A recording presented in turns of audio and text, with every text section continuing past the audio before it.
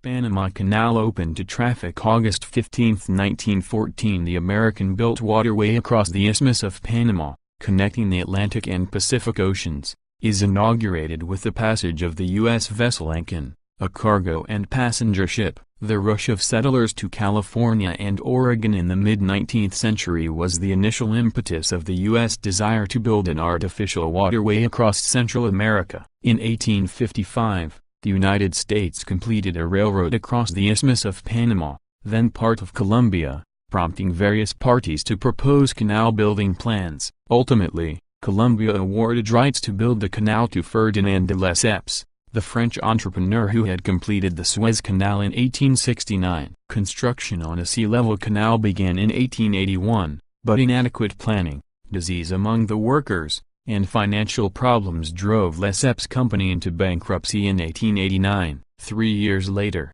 Philippe Jean Bounalvrilla, a former chief engineer of the canal works and a French citizen, acquired the assets of the defunct French company. By the turn of the century, sole possession of the Isthmian Canal became imperative to the United States, which had acquired an overseas empire at the end of the Spanish-American War and sought the ability to move warships and commerce quickly between the Atlantic and Pacific Oceans. In 1902, the U.S. Congress authorized purchase of the French Canal Company, pending a treaty with Colombia, and allocated funding for the canal's construction. In 1903, the Hay-Bounalvrilla Treaty was signed with Colombia, granting the U.S. use of the territory in exchange for financial compensation. The U.S. Senate ratified the treaty, but the Colombian Senate, fearing a loss of sovereignty, refused. In response, President Theodore Roosevelt gave tacit approval to a Panamanian independence movement, which was engineered in large part by Philippe Jean Bounalvrilla and his canal company. On November 3, 1903,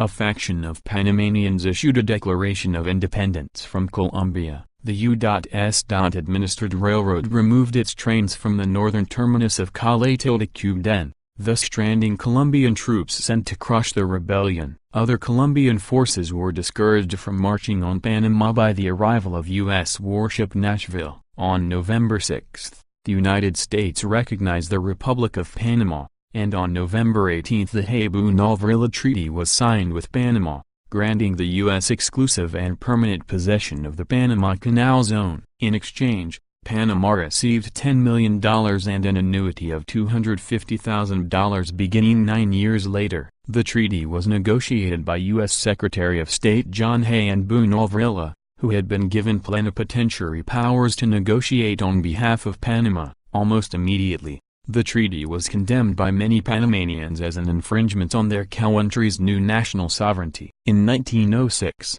American engineers decided on the construction of a lock canal, and the next 3 years were spent developing construction facilities and eradicating tropical diseases in the area. In 1909, construction proper began. In one of the largest construction projects of all time, U.S. engineers moved nearly 240 million cubic yards of earth and spent close to $400 million in constructing the 40-mile-long canal, or 51 miles long, if the deepened seabed on both ends of the canal is taken into account. On August 15, 1914, the Panama Canal was opened to traffic. Panama later pushed to revoke the Hay-Bounalvrilla Treaty, and in 1977 U.S. President Jimmy Carter and Panamanian dictator Omar Torrijos signed a treaty to turn over the canal to Panama by the end of the century. A peaceful transfer occurred at noon on December 31, 1999.